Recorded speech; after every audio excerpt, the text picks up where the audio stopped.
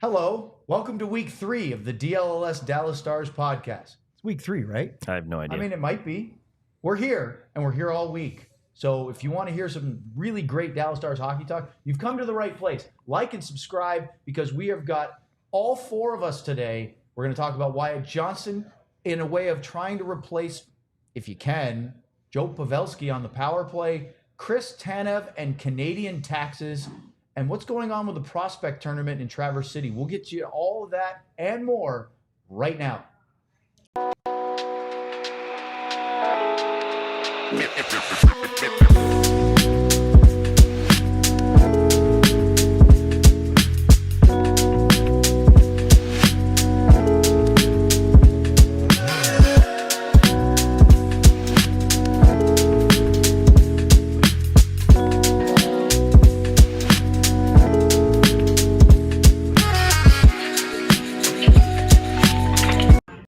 Hey Sam, what happened last week on the show? Who knows? Check it out. There's nothing there. What was the other speech? Doesn't this show start at All the recap.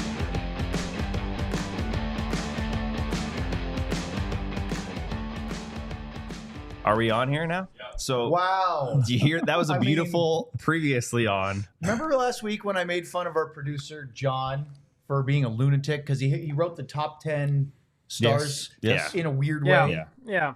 Well, he's confirming our beliefs by that cold open where we had the preview of Sam saying, here's what happened, and then nothing. No.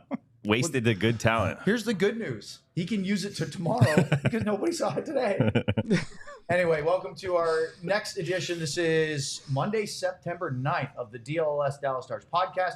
We have Luds, we have Sam, myself, and if you see that way on the screen, it's Sean live from Michigan. And we're going to talk about, no, not that way, Sean. You have it? Try it again. As prone as I am to shit going wrong, if I'd have tipped over and you guys would have seen my bare ass up there, we'd have been canceled. There must be a no plastic bag state then, aren't they? Okay, so I played high school hockey there for one of the worst high school teams in the state history. From what I've seen in 12 hours, it should just be a no state. Hey Luds, how do I reset my router? Ask your wife. And that's the cold open. Well, we got it. Wow. Look, listen, John spent a long time putting that together. He didn't want it to go to waste. It was So just there a it is. hate on New Jersey. That whole cold open. So, okay, before we get to our thesis statement here in the beginning of this segment, No, let's not go there. was it bad? Yeah. Really? Yeah. How was the ice though? The ice was good. Yeah, that's all that matters. Listen, Jersey, the part of Jersey that I was in, it was very nice. We were in a little small area. We have work to do with our team, which is kind of the norm. You know, I mean, you get guys that move up, and so we have lots of video that they are going to see in the next few weeks here. So yeah, we have nowhere to go but up. You know, and so it got better every game though. That's a positive. There thing. you go. You set the bar. I played at that rink a lot when I grew up. It's Did you? super nice, but I never knew until this morning that there's a bar upstairs. It took Really? it took Luds getting there for me to know that there's a bar. Of course, he upstairs sifted in the- out in the ice immediately. wall. Yeah. Great bar. I mean, they have at least a dozen TVs up there. Only one's on a regular station, and all the rest are on the rinks where all the parents get to go up there, which we were talking earlier.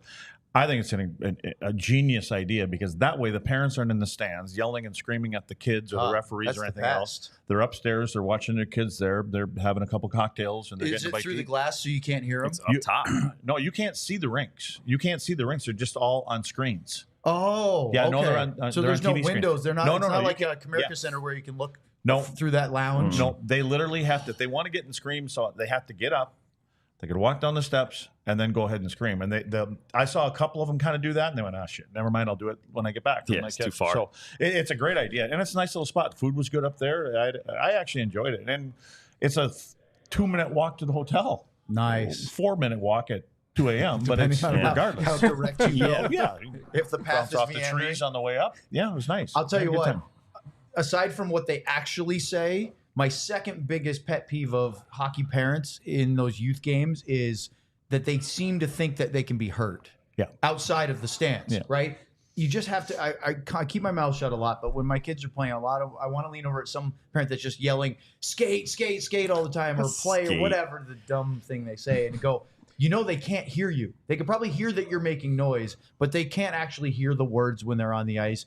And then, then of course what they say, yelling at the refs and all that. It's a beating to sit in the stands. So I grew up obviously in New Jersey, and a lot of New Yorkers that I went to school with. This one kid, my best friend, was on my line in middle school, and his dad was this big Italian dude. He would just be like, "Skate, Brian, skate." You could hear that across the whole ring. I'll tell you that right now. I played for a coach once who his rule for parents was you can say anything you want as long as you don't use verbs. And it was that's too much thinking. You say no verbs? Yeah. No verbs. So it basically shut everyone up because no one could think of anything that didn't have a verb to yell at a child. So kind of like reverb? Yeah, a little bit. Yeah, very similar, yeah. Oh. Yeah. No verbs or reverbs. There you go. A verb is an action word. If we're going to go over what grammar is today. Yeah. So I was absent that day. Well, there you go. Let's talk about hockey. Let's get that into matters now. The Dallas Stars topic of the day. And Sean actually gets to lead this because you wrote an article last week that got Luddy interested, and that was always a good sign. And it has to do with how to replace Joe Pavelski on the Stars power play. And Luddy, you had a great comment right before we started was about Joe and how much he's been on this podcast so far. But that's my biggest thing right now. And I said that since this summer is how do you replace Joe? Who's going to replace Joe? And it's not just replacing Joe. It's the trickle-down effect for it with players that are there and who's going to fill holes. Sean, do you agree? yeah, no, I definitely agree. And I think one of the reasons we've talked so much about Joe Pavelski since this show has kind of gone live is that huge question. Like the proof is in the pudding right there.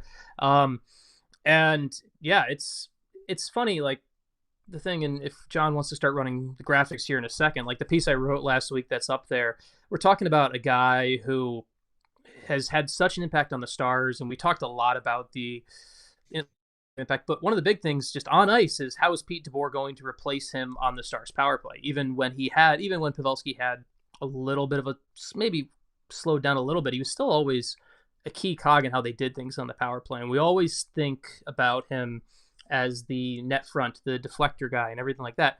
But there was also the other level of the pop out and shoot and everything like that. Like you get this chart here. These are where all of Joe Pavelski's goals were scored, regular season and postseason for the Stars. Obviously a lot in front of the net, but there was so much where he would just kind of evaporate to space basically to open up and hit that little one-timer from 12, 15 feet. So it's an easy cop-out because Wyatt Johnston lived with Joe Pavelski. But in my view, Johnston is actually kind of the perfect guy to step in replacement-wise to fill what Pavelski did. And it's because it's not just a role where you stand in front of the net and take cross-checks. And obviously this is what, for those watching on now, and if you're listening, there's a chart that maybe we should kind of add to the comments. I don't know if maybe our producer can figure out how to do that for people listening. You could also just describe them for those listening. Yeah, it's Wyatt Johnston. He scored 5 goals last season on the power play between the playoffs and the regular season. All of them are kind of in that home plate house area. And Johnston is a guy, to me, who one of his strengths is how he pops in and out and goes to space and knows where and when to be and when not to be, almost more importantly at the right time. And that's very similar to how Pavelski ran on the power play. And there's a whole piece with some video, and we've got all this stuff, and it's not just a cop-out because they live together. It is truly, to me, it is a very similar, this is the way Wyatt Johnston can start taking a next step, bigger role, coaches start to give him something. Once again, if you're looking on this is Joe Pavelski over 5 years. On the right is Wyatt Johnston just last year, but there's some video on the site we've got of chances that didn't lead to goals where Wyatt Johnston can be the go-to guy. So Sean, do you mentioned that it's not all about just standing in front of the net, but some of it is, right? Do you worry at all about Wyatt standing in front of the net taking punishment on the power play? Not as much, and I'd be curious of Lud's thought on this now, because I think guys it's still a battle, right? You still have to go there and win that battle physically. But I think it's become more and more of a level of you just have to understand leverage and spacing and timing. It's the way the game is called now, the way guys can move in and out. You can't just stand there. You're not going to do anything anyway if you just stand there and take cross checks. You become ineffective. You have to move. You watch how much the bumper and the net front rotate and move around anyway. Joe Pavelski, like you talk about Wyatt Johnston taking some of the punishment. Joe Pavelski's not big. Like, I mean, I'm not a very tall human, and I look at Joe and we look eye to eye. Like, I'm not a very big human. If Joe Pavelski can do that at my size, then, and obviously he's a much stronger person than I am when it comes to and he doesn't have to deal with a Craig Ludwig style in front of the net, because you've talked about it, Luddy, I think last week. The rules are different. You can't do what you used to be able to do. Yeah. And frankly, yes, there is that sort of positional flexibility between the net front and the bumper, but Joe was more in the bumper than he was net front, because that's Jamie Benn. And if the two, you want Jamie Benn to be the one to be pushed out of the crease area. I don't want Wyatt there a lot, because Jamie's twice his size. Yeah, and he's got a little bit more of a bite to him. That's right. But I agree with Sean where it's about timing more than anything. It's popping in and out of those areas of the ice. Again, when you're defending against that, if you could pull that board back up again, John, and for the people that are at least watching, the way we would teach this, and where you see the trapezoid, the lines that are just below the goal line off to the left and right of the net, I would take blue spray paint, and I would draw a line from those trapezoids up to the hash marks, come across to the other side of the hash mark, and go down to the other side. And so that area of the ice is where people don't live except us, and you would make it difficult on them. And I look at those red dots right there where Joe scored the majority of his goals, and we know that Joe can tip pucks. I don't know how many he actually scores there from getting the puck, turning around and shooting it. It's more tip pucks, and it's coming in and popping in and out like you're talking about. And I think that's what Wyatt does. Wyatt's not afraid to go there, but when you watch how it works now, it kind of moves around the power play in the zone, and all of a sudden it goes from one side, it goes down to the goal line, and a forward will come and he'll slide off to the left or right, depending on what shot he is in the slot. He's not standing in the slot. They pop out to one side or the other. So it's a timing play is what it is, and what you need is 5 guys on the ice that can make 5 passes, and they can do that in the NHL. So, but again, when you look at those areas where Joe scored his goal, to me, just looking at that, it's impressive. It's impressive because I don't care what era you're playing in. Look at how he paid the price, and he's got scars and wounds to, show you that he's lived there and scored goals from that area. And I love the fact that he did it throughout and even to the end of his career. Yeah. It didn't trail off. 176 career regular season power play goals for Joe Pavelski. That's more than Jean Beliveau, more than Ray Bourque, more than Sidney Crosby, although Crosby will probably catch and pass him this year because he's only 4 behind. But listen to his Dallas Stars power play goals totals in his 5 years in Dallas. In the first year where he struggled, he had 6 in 67 games. And of course, the season paused, and then they came back, and he kind of found his game in the bubble, and then was Joe Pavelski vintage after that. But the last 4 years, 13, 12, 13, and 11. That is as consistent as it gets. And for power play points, adding in some assists, 21, 25, 27, 21.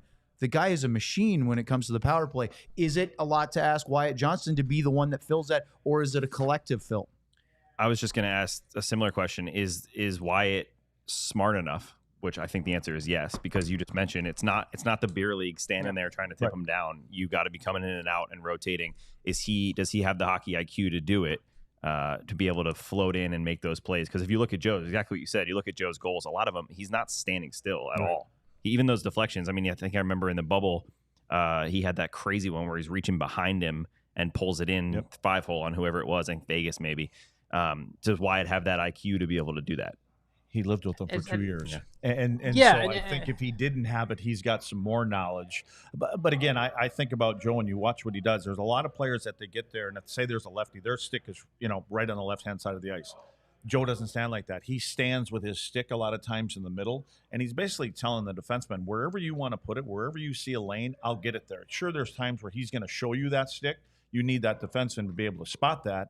But I think that's what made him such a good player in front of the net is when you have a player and you play against him, and there were a lot of guys that I played against, I know that they're a tripod, and so you have to find them. So after a while, when you can't move a guy, you time it where the shot comes, get the stick. I don't like it when defensemen put a stick on top of the stick. I like when they get it and they get it off the ice and lift it up. Why don't you like the on the top check? Well, because the stick's still on the ice. You Yeah. can still get a piece of it. Yeah. But once I get leverage on him, and I can almost spin him right around. I can get it up in the air far enough. And again, we got away with a lot of things, obviously then. And so you get the little cross across, chop across the back, but you could get it. But it was a timing thing. You didn't sit there and we wouldn't battle like that. After a while, they'll let you battle with them. And then they see the shot come, they'll kind of spin and you lose them. So now they don't know. So you just kind of timing thing. You wait for the shot to come, it comes, and then you just kind of quick pop it up. So, but I think when you talk about Wyatt, I think he's quick enough. He has no fear of going there. And I agree with everything you guys are saying. He's not going to be the guy that's going to be Jamie Benn planted there. The shots, but he goes in, he scores a lot of garbage goals that are laying around there. But as far as the tip-ins on the power play, he'll find that empty ice. He'll find that little space on this side or that side, and he'll be fine. Sean, what Letty just said is really the garbage goals. Yeah. It's his quickness and his hockey IQ to be able to read and react for those rebounds that I think he can make Wyatt particularly dangerous on the power play. Yeah, and to kind of answer Sam's question before, I would challenge anyone to find me 5 21 or younger hockey players on the planet with higher hockey IQ than Wyatt Johnston. Like I truly have that high of a belief in seeing the way he reads the game. He does so many of the little things that we talk about. Oh, you have to learn this, you have to learn that to be able to play in the NHL. And he's been doing that already, even before. Like obviously, huge credit to living with Joe Pavelski, but part of it's all that it's very natural hockey sense and IQ for him. So you say, can Wyatt Johnston do it? I mean, the answer is yes. And I would also argue as he grows in his career and we see experience grow with him, that's why I look at Wyatt Johnston and Matty Beniers side by side quite often because they were both taken in the same draft, right? Wyatt, I think, went from 48 points to 61 points, something like that in year 2. Beniers dropped by about 15 points because the league learned Matty Beniers and he struggled in year 2. Which is normal, by the way. Right? Yeah, that's the normal. That's normal. That's normal. Is a thing because that's normal. Yeah, what so Wyatt did is the not league. normal. Yeah, you learn the league, but the league also learns you. So Wyatt Johnston goes into year 2, and he's already played, between the playoffs, played close to 100 NHL games. There's enough film on there where Wyatt Johnston is no longer a rookie. Everyone knows exactly what to expect from him, and he got better. And so that's, to me, is why I look at him where you say, oh, can he do this? Can he do that? He's already breaking the curve on how things go, and that's why I have no issue. That's why I look at him in this spot. This is why he is the perfect place for Pavelski, because you say, hey, it might have to be a new challenge or this or whatever. It's not something that Wyatt Johnston is going to struggle with. It's something he's going to learn if he doesn't know how to do it. And one last thing on that, Luddy, I'd like to see Jason Robertson step up a little bit more on the power play. I mean, I know he's a focal point. He wants to be shooting, but I don't think they went in like they did 2 years ago last year. And to fill it in, I think Wyatt's that guy, but I think Miro can get a little bit more. Obviously, Jamie in front and Rope on the other side. They've got plenty of weapons. It's got to be collective. It can't just all be on Wyatt's shoulders. Yeah, I think for Robo, to me, it was a little bit. I said this a couple weeks ago about Tyler Seguin, and Tyler was having a period, a year or two ago, when he was having a hard time scoring goals.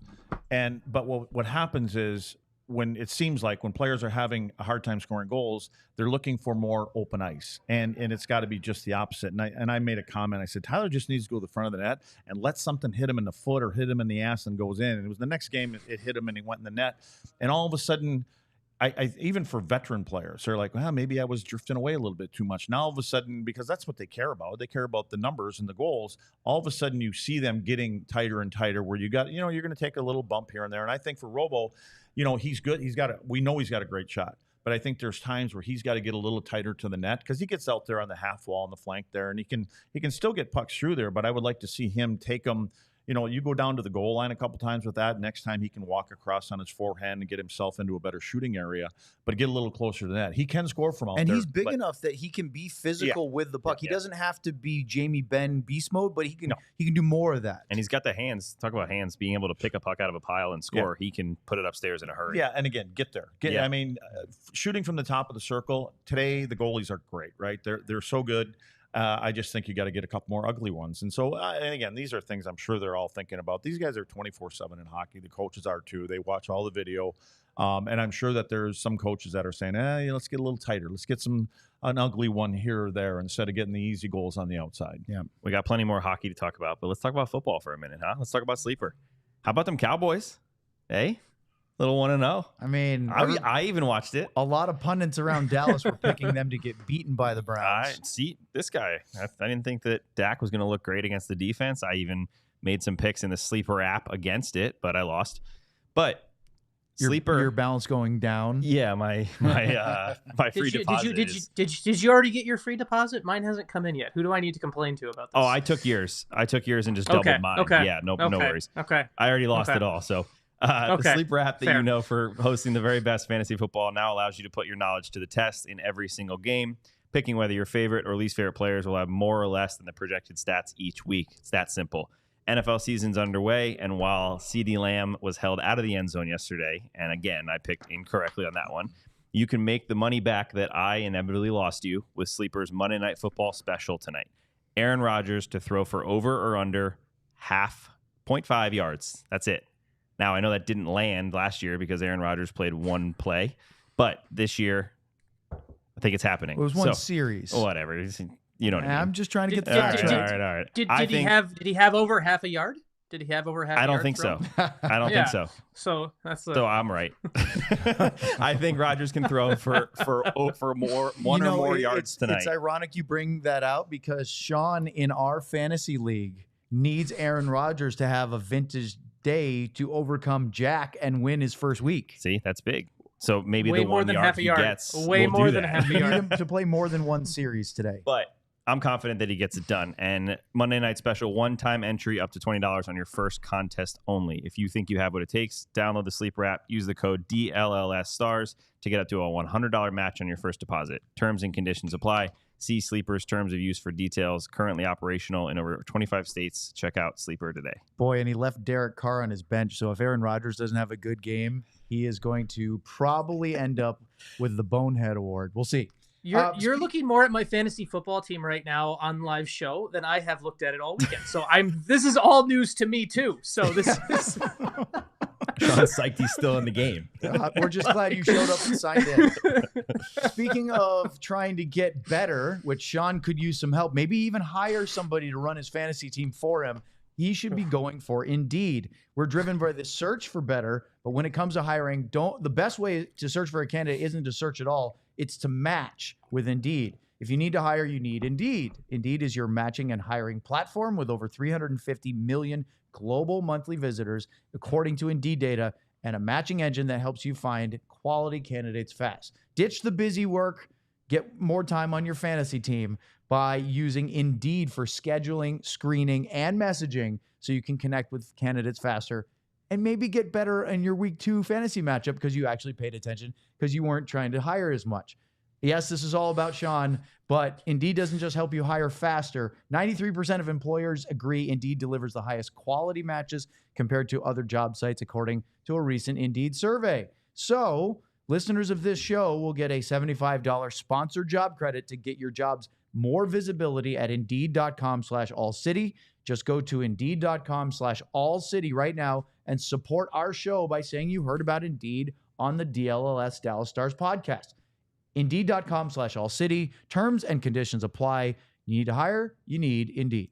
Can I give a quick shout out here? You can always try. Brandon F. Dub reached out to me over the weekend and posted, "Let's get ready for our first NFL Sunday of the season with Lorenzo Neal leading for Mike Allstott." Yes. Some classic footage of Mike Allstott, the number 1 pick in everyone's fantasy football league. So thank you for that. I appreciate it. You know, Luddy's giving us way more topical references than what you did with the Mike Allstott. So right now, he's winning as far as more recent. Okay, I got it. I'm working on it. Okay.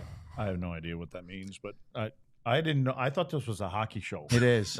Apparently not. Well, let's get back to hockey. He's over here watching college football. Or No, that's Mike Twitter Allstott thing. back in the day. I think that must have been last season when Mike Allstott had his big year. Okay. Unbelievable. All right. Move on.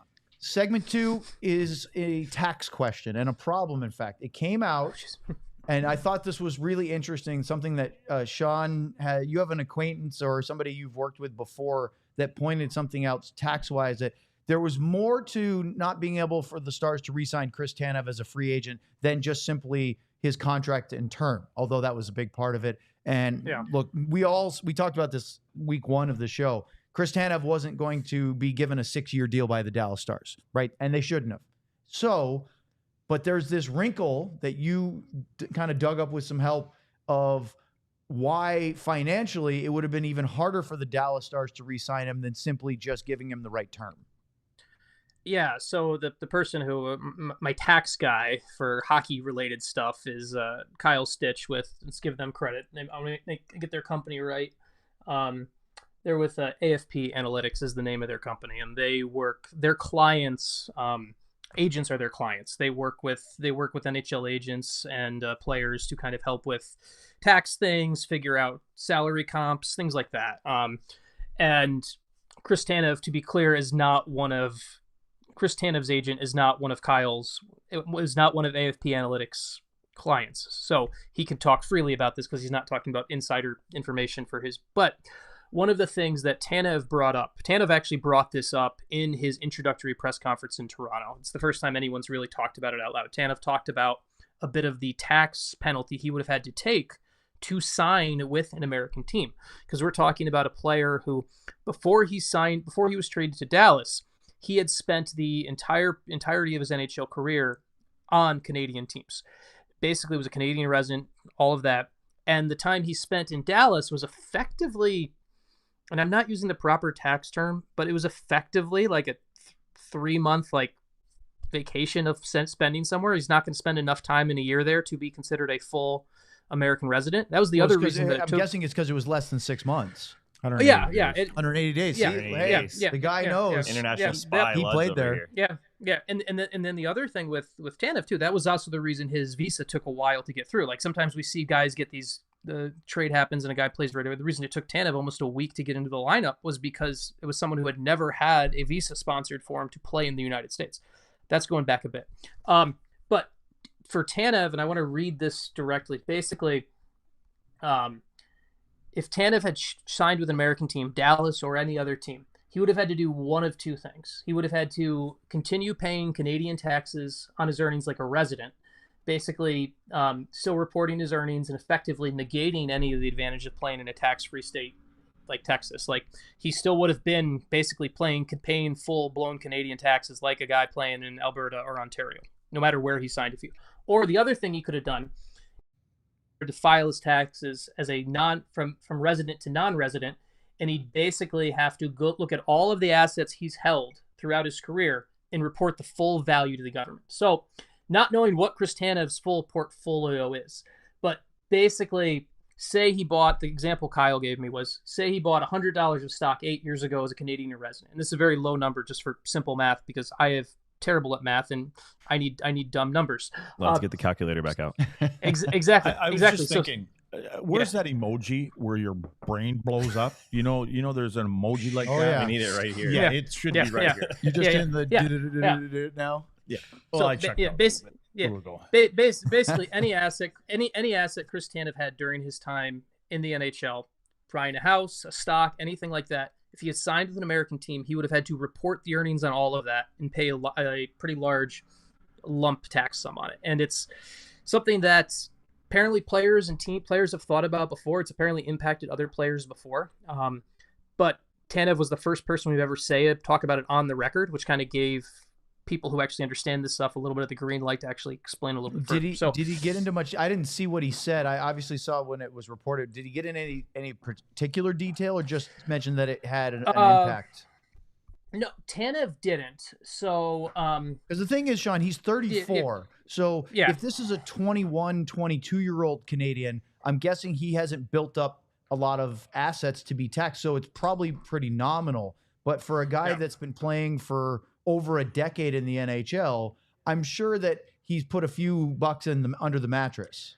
I believe the exact terminology from Tanev, and I don't have it, but he used the word, he said, when he was asked about signing with Toronto, he said one of the other things he had to consider was the departure tax from Canada because it would have been difficult. That was the Tanev line for line, and that was what sent me on the wild goose chase of like, what the hell does departure tax mean? Because I've never heard of anything like this before. So when you're a guy that's played for as long as he has, and you hope that I have no reason to think otherwise, that he's probably put a lot of money away and protected himself for his future. But, you know, if that departure tax is in the millions of dollars, that's a lot. That's, you know, no matter how much money you've made in your career, and, you know, he's done pretty well. I believe his estimated career earnings are in the $50 million, $52 million range with another contract going now. You're going to a free agency. If you were going to sign with an American based team like the Stars or someone else, would it be unreasonable to think that you and your agent are telling them that whatever your ask is, you're going to probably add that estimated, like, hey, you've got to make me whole so that I don't take that hit personally? Well, I mean, I think at the end of the day, it came down to I can't pass this up kind of thing. I mean, it's a family decision. And, you know, if Dallas was going to offer him 3 or 4 years, whatever it would be, they're going to offer him 6 years. And they've got a plan just like Montreal has when it was called the Molson plan. Then you can put in up to 50% of your salary into the plan, and then you take it out when you're done. And then there's a certain tax thing, but not anywhere near that. So, you know, so he's looking at $27-28 million deal with Toronto. If he signs in Dallas here for, let's just say it's $5 million for 4 years, and now he doesn't have to deal with the tax implications the same way, and he can defer some money. But at the end of the day, I think what happened was I know for a fact he wanted to play here. He loved it here. I mean, the he short said it time out he was here. at the end of season media availability. He said, we felt really welcome here. Yeah. We'd love to be back. And everybody says that when they come here. Of course. I mean, every player that you hear. But that means something. Well, that says a lot to the organization, the guys upstairs, what they do to make it comfortable for the players and a transition and all this other kind of stuff. So at the end of the day, he's going to be able to draw on that, you know, for the next few years whenever he's done playing. So, and I can tell you this, I mean, they had the same thing in Montreal, like I said. But what kind of sets it apart, like for me being an American playing in Canada, the year that we won the Cup, at that time, they had the same kind of plan where the league matches, or they put in a certain dollar amount for every round that you move along. And it could go from 2,500 then to 5 and then 75 and then whatever it gets up to. I think it got up to 25,000. But the teams, most of the teams would always match that. So when we won the Cup, I believe it was $52,000 or $53,000 Canadian, because they're getting paid in American money. That wasn't like that's less. not that changed because of the last CBA, I Correct. think. And or maybe the one before. And again, God bless him for that, because it's something else. So when I took that money and I got back to Eagle River, Wisconsin, and had the exchange rate and all the other stuff, the tax thing, I had between $16,000 and $18,000 out of 50. Less than half. That's a lot less than that. You know, I bought and then I used my bonus to buy a little car that I got in an accident and totaled it like a month later. So it was a little Datsun something. So it made a big difference then, and it makes a big difference for guys, especially at the end of their career. I mean, it's the end of your career, and you're going to have this little nest egg thing that him and his family and doing, like you said, I'm sure he's put money away and all that other kind of stuff. Dallas would have loved to have him. We'd all love to have him, because he was that part that we really needed badly here. But at the end of the day, and Toronto's got a good team. Yeah. And they're going to love this guy. He's going to make them better. They're going to love this guy. Yeah. They finally have a guy that can play, you know, that kind of a game. And steady. I mean, he can play 25 minutes a night at 34, 35 years old. Are they going to pay for it in 4 or 5 years from now? Maybe, but do you think the Toronto Maple Leafs really care that much? No. Well, the other question, and maybe they don't sign one or two of the defensemen that they ended up signing, whether it's Lyubushkin or Dumba, or probably not, because you had Tanev. But, you know, their cap with trying to get Harley signed is tight. You add Tanev to that mix, and somebody else wouldn't have, and maybe they would have had to send somebody away. A few other guys here that are going to get paid in the next 2 or 3 years. I don't think it's the end of the world. It hurts the Stars to not have Tanev, but I think that they're a good enough team. They're going to be a good regular season team. Whether or not they feel they have what they need to win the Stanley Cup in the playoffs, like they brought Tanev in at the deadline, it needs to be seen. I think that they will evaluate as the season unfolds and say, you know what, we need another guy here, or we need this. But as of right now, they won. They were a first place contending team for most of the season without Chris Tanev, so I think they'll be okay. Yeah, he's going to make Toronto better. I think Toronto will lose by less in the first round of the Stanley Cup playoffs this year, so that's good for them. Lose by less? Lose by less. It'll be a little closer for them. Luds, why don't you tell us about Rugged Road? Well, this was a rugged tax segment there because I have no clue what all happened. But coolers I can talk about. Rugged Road is dedicated to creating innovative and durable outdoor gear for adventurers who demand the best. Products are designed with the highest quality materials and craftsmanship, ensuring they perform in the toughest conditions. Whether you're on land or water, Rugged Road, it's the gear that's built to accompany you on every adventure. They are pretty strong too. Crafted to handle the toughest environments, their coolers are built to last. The coolers are guaranteed to keep their contents cool for up to 7 days.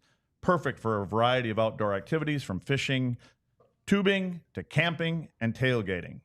So, gear up for your next adventure with Rugged Road coolers, reliable, durable, and built to be used. Rugged Road is your ultimate outdoor companion. Head to ruggedroadoutdoors.com and use code DLLS for 10% off. Man, he's getting better every single day. Flawless. Oh, Now- man. And I that memorized was really good. too. Yeah. Now we Yeah. got to see the other side. Go for it, Sean. Speaking of promo codes, we have a great one over at. Sorry. You're doing Struggling great. here. I know I'm not. No, I'm not. Let me pull something out of my Rugged Road cooler and help you wash that down, Sean. There you go. So if you're a sports fan, you're watching this show, you definitely need cool sports merch, just like those wonderful swim trunks. I don't know if we've got an image right now, but we can definitely show we those sure right do. now. What if I told you right now you could get those for 10% off? That is, I am not lying. That is a great deal. That's why we are really excited about FOCO here at DLLS, because they're going to let us kind of, we were talking before the show how all 4 of us are going to wear those at some point. It's going to be great. And we're all going to get a nice deal on it. So, and you can too. So if you go to foco.com, it is spelled FOCO.com, and you click, and I think there's going to be something in the link below. I was told there's going to be a link in the description below. So if there should be. If not, check out the chat. Remember the website. For all non-presale items, you can use the promo code DLLS10 for 10% off, and you too can be rocking wonderful swim trunks like the 4 of us will be sooner than later. I just want to say that was great, Sean. But how about Sean with the marketing word? What if I told you? As soon as he said that, I was in. I was like, "Oh, what is he going to You tell were me?" already hooked and wondering what I was trying to buy everything he was telling me. So that was excellent, Sean. Well, if we're gonna pull that off and all have the swim trunks on, he's got to be here. We can't do a remote. Yeah. Where Luddy did that when he was in Wisconsin before our first show, and that was pretty fun because he ran around to whichever cooler had the most in it. But we're gonna need you here in the lounge so everyone can actually see, because the desk kind of hides things here. But if we're in the lounge studio, we can see all that. Do we have a desk for Sean if he came here? Oh yeah, there's another. Oh, there's one over here There's by a the fourth. producer's Oh, desk. yeah. All right, good. Flower. I'm Yeah. He can see the little dunce chair in the corner too. I'm sure there's a stool with a dunce thing and everything like that. That's fine. Well, speaking of what we would call tropical destinations, Traverse City Tournament is beautiful. coming up. Mm-hmm. I tell you what, it is actually a pretty big destination area for the summer.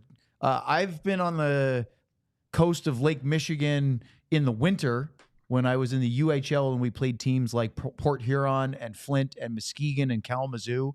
And it is a bit nipply out there, Yeah. chilly, the wind. But in the summer or even in September, it is a nice place to be. So the Dallas Stars last week announced their, I believe it was on Friday, their Traverse City Prospect Tournament roster. And we're going to talk about that and the only other team at the 2024 tournament, which is the host, Detroit Red Wings. When I first started with the Stars 10 years ago, which was 2014-15, this thing was one of the premier tournaments for NHL prospects. There were maybe a half dozen, no, at least 10 or 12 teams. Yeah. There were multiple divisions. It was 8-team tournament. Used to be an 8-team tournament. And it was a big deal. And Sean, it's close to where you were. You went up there. Now it's close to where you are now. And it's still a big thing for the Stars to get their prospects. But we're talking about a maximum of 2 games against the same team versus they would play, 3 group games and then have a semifinal and a final if they got that far? Yeah, it used to be like the Traverse City tournament used to be kind of like an annual pilgrimage to kick off the pro/amateur scouting thing for many NHL teams, because there would be 8 NHL teams there, all with prospect teams, and you would typically see it would be it would be hard to find a team not represented there. You'd go up and you would watch, and there would be scouts from all 30 teams, or because there was 30 at the time, 10 years ago, and it's kind of dwindled over the years. And essentially, the reason that's happened is, well, Traverse City is really expensive to fly into, and teams are like, well, why are we flying up to basically a vacation land where hotels are very expensive and there's a really small airport? As much as I love it there, it's not really conducive to cost effectiveness. And also, teams wanted their own thing. It's why we've seen so many teams. The Blues are hosting one this year with Minnesota and Chicago, and they're all rotating. A couple of the Southeastern teams, Florida, Tampa, Nashville, and Carolina, I believe, all are in a 4-year rotating thing. And basically, the Stars are the only still going up to Detroit because of Jim Nill's ties to Detroit. Jim Nill and Ken Holland basically invented that tournament 20 years ago, whatever it was. And Jim Nill is a very loyal man, as we can see in all of his business and the way you've ever talked to him. And so he has been very committed to that tournament. It's funny, I talked to you guys, had a great conversation with Brad Alberts the other day. I actually talked to Brad on the phone this weekend about something else. And he said I should ask Jim at some point. He told me he would be very curious to hear what Jim's answer was of how long they would be going to Traverse City. So that's an interesting part. But for the Stars' perspective, one of the things I love about this tournament is you get to see guys against their peer group. It's similar, I'm sure, for Luds when Luds takes his U18 team to go play against their peer group, and you're kind of figuring out where guys slot in the world, who needs to move up, who needs to work there. That's what I love about this, because instead of just seeing Stars prospects try to go head-to-head in camp against a Rope Hintz or a Miro Heiskanen, you get to see them against guys who are at similar development points in their career, and you get to get an idea of who should be moving up, who should be where, all of these things. I personally love this tournament for the Stars' perspective. I think we're going to have do we have a graphic with the lineup? Do we have that? Yeah, so let's, John, let's go with the forwards first. What do you think, Sean? I mean, for me, to be honest, it is a bit of a By the way, this lineup. is another one of our producer John's wonderful all over the place organizational flows. Yes. Alphabetical order, or we could have done. We could have tried to make lines. We could have done 3 per line. We could have tried to make lines. Nah, we're gonna go with this is numerical order, but left to right, based on the jerseys. It's. I know. Okay. I was wondering. You know, obviously in this 62 still. ML Hemming to me is the most interesting one of this group right now, and this is all due respect to everybody else on the group, but he's the Stars' most recent first-round pick. The other one that really stands out to me, and again, I'm not trying to throw shade at any of these other players. They're all trying to take their own path down the pro ranks, but Chase Wheatcroft is a kid that came out of juniors, undrafted, signed with the Stars, had a huge year in the Canadian junior leagues, and then last year he got hurt. And he didn't end up playing, the full season. I think he ended up with probably close to 50 games with the Texas Stars. Yep. And this is a kid that had 107 points for Prince George in the Western League the year before. I'm curious. He's a smaller guy, right? He doesn't have big, he says it's listed at 6'2". I don't remember him being that big, but maybe he's bigger than I remember. I just want to see if a healthy Wheatcroft can maybe get his feet under him and have a regular year. Yeah, he's an interesting one from the forwards. The other one for me, just from you could see him play an NHL game this year, depending on injuries and depth, is R2 Hirai, who he's a 23-year-old, very he's from Finland, correct? Yes, yeah, very, very like Joel Kiviranta-esque in the signing, where it is a guy who, bit of a late bloomer, was kind of recognized by Yuri Lehtinen and made his Finnish international team debut this year, and kind of Yuri signing off on the way he did all things obviously put him high in the mind of Jim Nill. So Hirai is a guy who's probably going to start the year in Texas, but he is someone who's a 23-year-old. When you talk about depth and guys who could come up and play a fourth line role if injuries, he's someone in this tournament who I'm really interested to see in person, because I haven't seen him. I've watched a little bit of video of him from his games with Karpat back in Finland. But I think from an NHL perspective, he's the other one on this I picked both Finns on the list, but sue me for that. So. Last one, Sean, for me was I thought that Kyle McDonald showed something in training camp last year. I don't know if you remember him. Nobody really knew a lot about him. Lud's 6'4", 220, and he played pretty big there were a couple of the Stars NHL training camp games or exhibition games were the preseason. That's the word I was looking for. And, I didn't know anything about him before last year's preseason schedule. And he was one of those guys, you never know what you're going to see when you watch those preseason games, especially the ones where it's kind of a mixed roster of NHL vets and some of these prospects. And he left in my a pretty good impression on me. And so I was curious just to see because I don't think the Stars have a ton of, Jamie Benn type players. Well, if you're going to be wrong, be big. Yeah. You know what I mean? That's what I'm saying. Yeah. I'd go that route. And again, I'll be totally honest with you. I don't know anything about these kids, and I've never been a guy, even as a player. You really never really were too concerned about, you just drafted a 17, 18-year-old kid, and, he may be here in 4 or 5 years. Well, I may be out of the league by then. Yeah. So we never really got caught up, and it was just more of a distraction for me personally to have to start to worry about the young guys when I'm still worrying about the guys that are waiting in the hallway to take my spot. So, but I know it's interesting to all the fans and what's coming next and things like that. So, like I said, I think you can always use a couple heavy guys, in your lineup. And you're right. I don't know when the next Jamie Benn, is going to come along. I mean, again, we talked again about the Brendan Morrow type and the Darian Hatcher type, and look at the teams. They're not always the reason that you win, but it makes a lot of your teammates feel comfortable when you got them kind of guys. Well, if you're not a big prospect guy, and I'm kind of the same way, I really get interested in them when they go to training camp and those preseason games, because now they're playing against the NHL guys and see how they stack up. And then from year to year, do they get better? Are they scratching the surface of making the NHL roster? There's a guy on the blue line who is the number one on this group going to Traverse City. And Luds, you've heard of him, and it's Liam Bixel. And that guy, I mean, he should go to this camp and be a force. Yeah.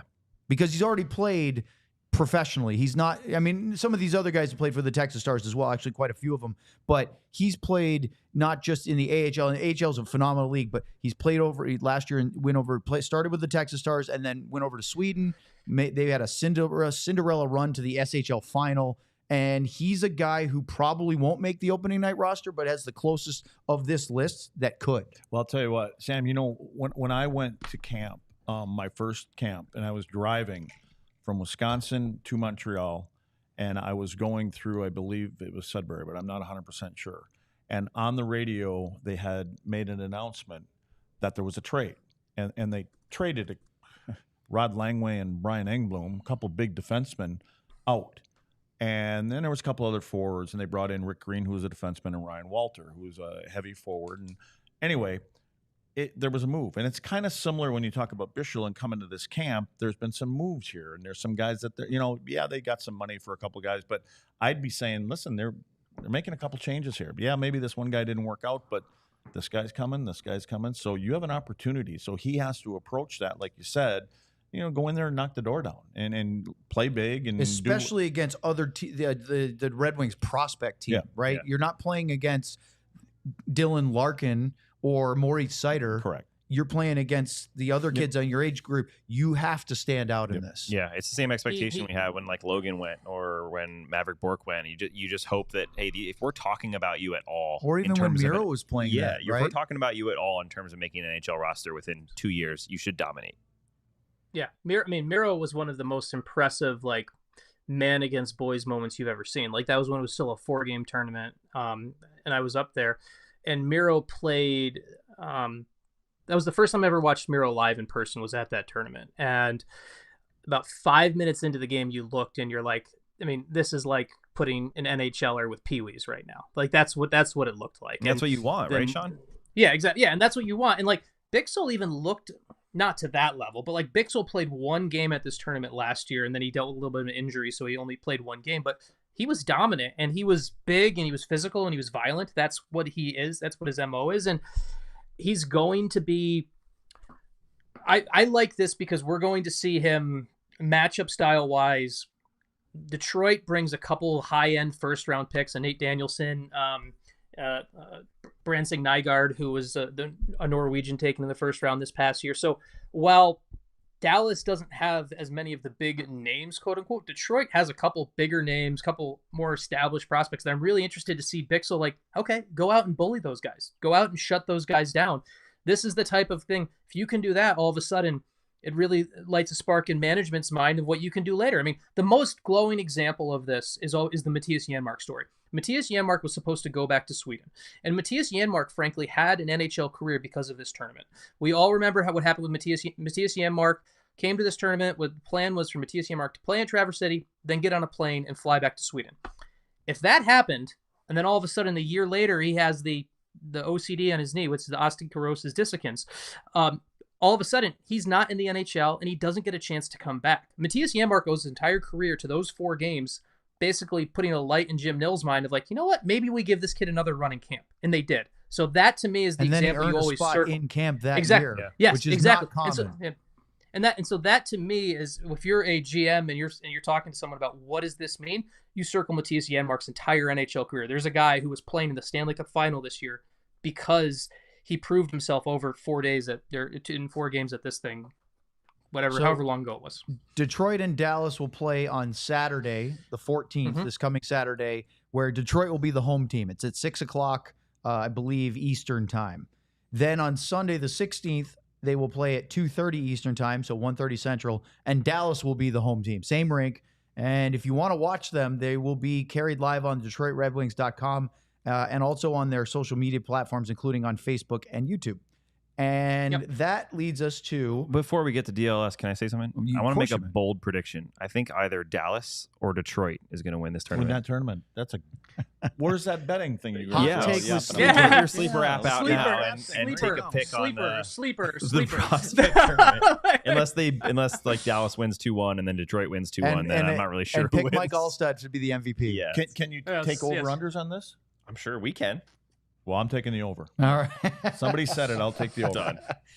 DLLS is a great place to get all of your coverage of the Dallas Stars and also the other major sports in Dallas, including the Mavs, Cowboys, Rangers, Dallas Wings. I think we're talking about expanding into FC Dallas for soccer. I know that hurts these two guys' heads. Sean's more of a soccer guy with me, but that's okay, because if you become a diehard, you can get access to all the things that you can't otherwise, which is Luddy's damn Discord channel. We had a great segment on Friday. We're going to do it Thursday this week, and we'll tell you why in a minute. But you also get access to some of the articles. We talked about the Wyatt Johnson article that Sean did. That was free for everybody, but there's also things you guys have coming up that will be behind the diehard paywall. Yeah, the deep stuff, the stuff that would make Lud's head explode. That's the kind of stuff we want to be talking about behind the paywall. So make sure you sign up.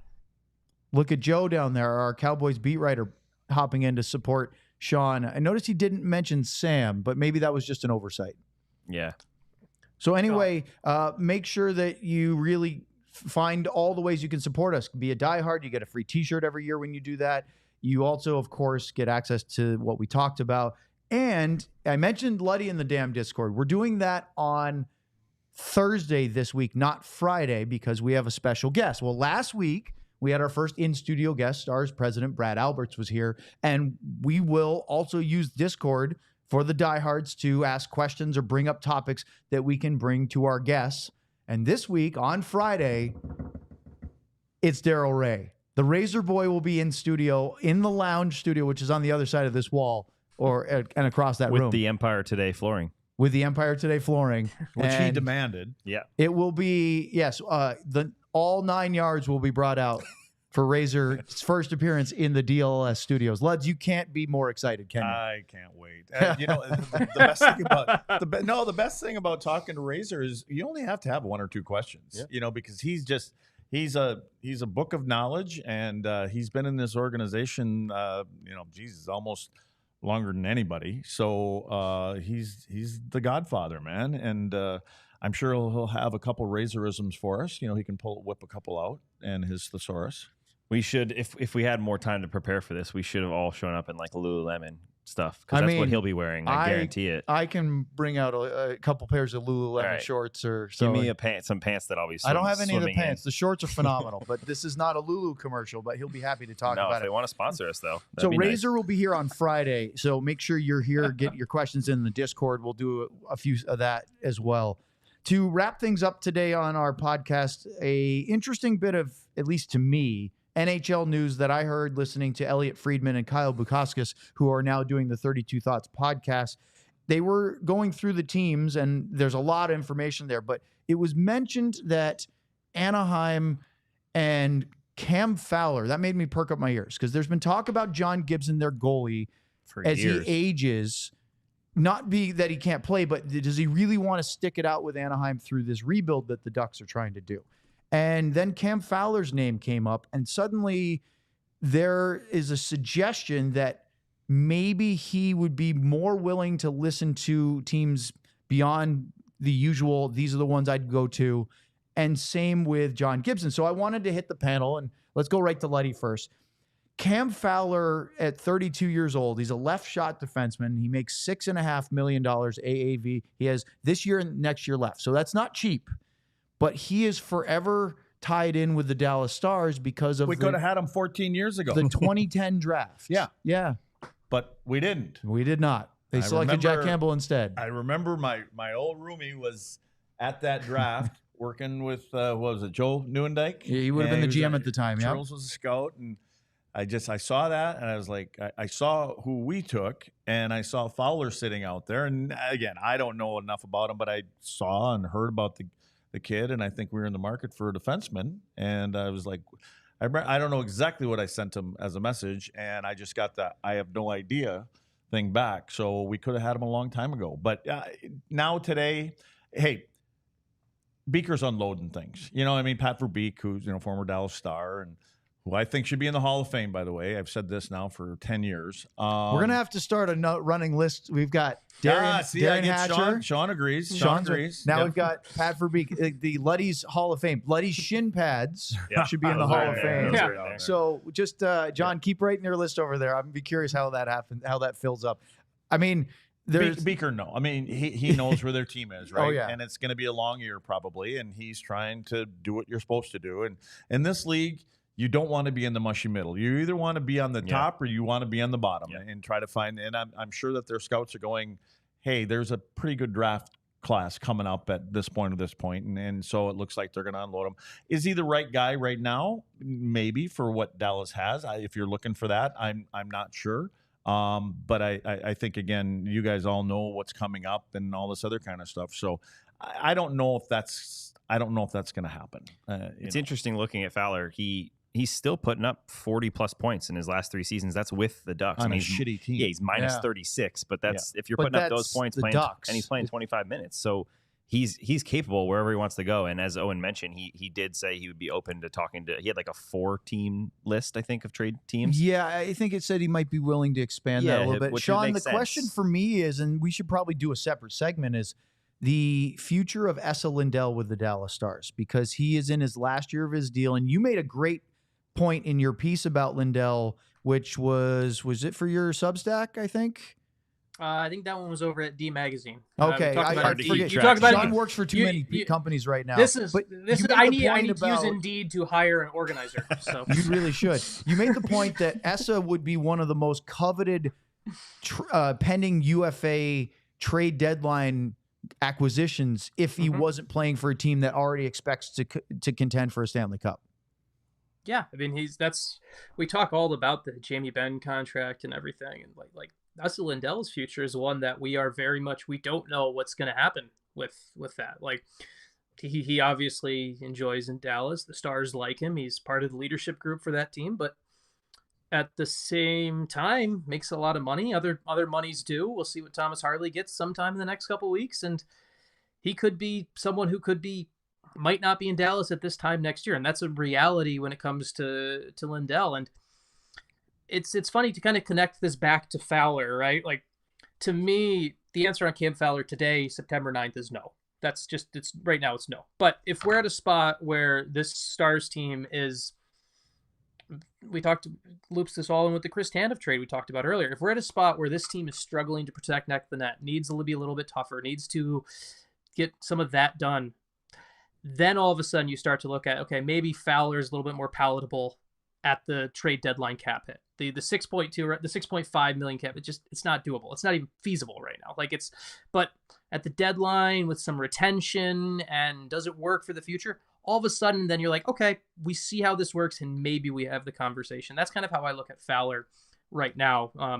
it's just not a September Dallas Stars question. It's a February or March Right. question for me. Now, for one question for you guys about John Gibson is that I personally, and he seems, maybe it's because he seems to do this every time he plays the Dallas Stars, the guy stands on his head a lot. He still has good years in front of him. I always like to cheer on the American guys anyway, and he's one of them. There's got to be a handful of teams around the league that could upgrade their position to John Gibson if they want to have a shot at the playoffs. And he's probably not getting that in the next couple of years with Anaheim. I can't believe he's still on the Ducks, to be totally honest. He's been rumored, to be looking for trades. The Ducks have been bad for years now, and it's not just against the Stars that he gets shelled. It's every game. I have a friend who's a Ducks fan, and we used to go to those games when I lived in California, and he would just get 40 shots every night. 40 shots every night. I mean, multiple times, including against Dallas, he was pulled after like the first or second period because he was just too tired. And they were just trying to save him for another night because the game was already in So hand. to me, how are you one of the, I'm not going to say he's one of the top 3 in the league or anything like that, but he's an elite goaltender. I think he's capable of carrying a playoff team if he's there. I just am very surprised. He's only 31. But that was the key right there, a playoff team. Yeah, and I'm surprised he hasn't demanded Ottawa's not that. going to pull the trigger on him. Them kind of teams, I mean, what's the point? But now, if you're a playoff team, you probably have a pretty good goalie. See, I right? thought New So Jersey what might goalie's go gonna for take him. a step back? I thought the Devils would have really taken a look, but they went and got Markstrom, so they don't need that position now. Yeah. But that's the kind of team. Like, what happens if Utah looks like they might have a shot at the playoffs? What about Edmonton? What about Edmonton? That's even a better one because I think people think that Edmonton isn't just a playoff team, but a cup contender. Where is Edmonton going to find $6.5 million for a goalie over the next 2.5 years? That's right. Yeah, but that's Like, that's those, just those like are the it's conversations. What about a team like Vancouver, which expects to be pretty good, but there's been very little about the Thatcher Demko injuries, and what if he's not right and it takes longer? I mean, it's a lot of what ifs. Well, is Sean, you know more about the financials. Is Anaheim in a position that would be able to retain some and allow that move to be made? I mean, right now, I think we even have it on the screen right there that they're not interested in retaining salary. Like, we literally have answers right below, right below you on the screen now. Is it possible? They have $20 million in cap space right now. Yeah, they've got the mechanism to do it. But if I'm also Pat Verbeek, I see why. Like, you're trying to build a contender in 3 years. If you retain salary on John Gibson, 3 years from now, it's hindering your ability to pay Leo Carlson on the next deal, to get to Pavel Mintyukov their next money. Like, to me, it's a very smart long-term planning by Pat Verbeek to not want to do this. The team, and I'm not the team that I would look at as like a dark horse for Gibson, and I don't think it's in season, but I am fascinated because of the timing of it. In Florida, they have $14 million in goalies where they both are UFAs next summer, in Spencer Knight and Sergei Bobrovsky. And I know Florida is trying to figure out whether Spencer Knight is going to be the guy. He went through the player assistance program and everything like that. And that's a good team. Obviously just won the cup. That's a team where if Spencer Knight stuff doesn't work out, and all of a sudden you're going to have Bobrovsky is going to probably, knowing Bill Zito, they probably re-sign him, but for obviously a significant, he's not making $10.5 million again. All of a sudden, I look at Florida as the type of team where maybe next summer I would like pin this as like, if he signs to Florida, or not signs, if he gets moved to Florida, I would kind of say like maybe that might be something down the line. That's maybe the exit shoot for Gibson out of Anaheim, but that's not this season. That's next summer. Sean, are there any contenders that have any cap space available? Not besides really. what you just mentioned in Florida. Yeah. I mean, well, Florida doesn't even have it now. Florida will have it next year. Just with it's the like you look at the cap space right now, and there's the closest contender that actually has usable cap space. The Jets may have maybe $5.8 million right now. Okay. Connor Hellebuyck. So is Hellebuyck going to Yeah, take a step back? Which guy's going to take a step back? No, exactly. No, I'm just going through this thought exercise. You're like, there's not really the space for it. Like, you could go and you could say, like, someone could look at the ledger and have a show and be like, oh, the Stars have $6.24 million in cap space. Well, the Stars also have about a $6.24 million hole right now named Thomas Harley that they're waiting on. Like, so I just don't see how it gets done this season without the Ducks retaining salary. And I think the Ducks are in a spot where I really don't want to hamstring that team 2 years from now when they're actually going to start being good with retaining. So I think as much as they're getting inquiries and everything like that. Just feels like a lot of smoke that we're not going to see anything real until maybe the draft next year. That's kind of my guess. The teams that actually have cap space are the ones that are in the middle, the ones that might do something or they might not. I'm looking at the Buffalo Sabres. Could they take a step like we thought they were going to do last year and they regress? You mentioned Ottawa. Same kind of problem. They already have 3 goalies. But right, I Sabres know. have 3 goalies. Right, that's what I mean. And they think that Ukko-Pekka Luukkonen is their guy. We'll see. Yeah. But you can have all the goalies in the world, but if you don't have one, you don't have any, kind of thing. And that's, I mentioned Utah earlier. Detroit's got a ton of cap space. Calgary has a ton. But Detroit also has that's instantly going to be filled when Raymond and Seider sign. That's $17 million. You got 2 $8 million players sitting right there. Same with Boston. Boston's got cap space, but they've got to sign Jeremy Swayman. Yeah. So, I just even Colorado has a couple million, and I don't know if I'm sold on Georgiev as their guy. Maybe it's because he's overworked. But the thing is that Gabe Landeskog may or may not play again, and if he does, they've got a cap problem. And they've got Nichushkin, who's going to have to come off of the player assistance program after his 50-game suspension. And that's if he comes back, we got a lot going on here. So I don't know how easy it is, but to me, John Gibson's too good of a goalie for teams not to at least kick the tires on it. All I know for sure is Sean needs Indeed. I need a rugged road cooler for this. That would help me get through this.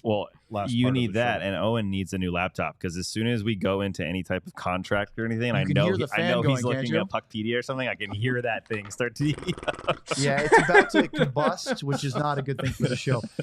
Look, tomorrow we're going to get into a really big topic for me, and I know Luddy will have his opinions on where the Stars are playing Miro Heiskanen, and is it the right thing for him to be on the right, or should he be on his strong side on the left? We'll also talk a little bit about college hockey, because I think that the sort of state of the NCAA for college hockey has changed quite a bit, especially since Luddy played at North Dakota, and we'll see where it takes us. But for the rest of Monday, we hope you enjoyed a lot of numbers, a lot of math today. We won't always have math, but when we do, Luddy's ears will probably start burning and smoking a little bit. So thank you so much for joining us. Don't forget to follow us. Follow the @DLS Stars and @DLS Sports on Twitter. Give us your likes.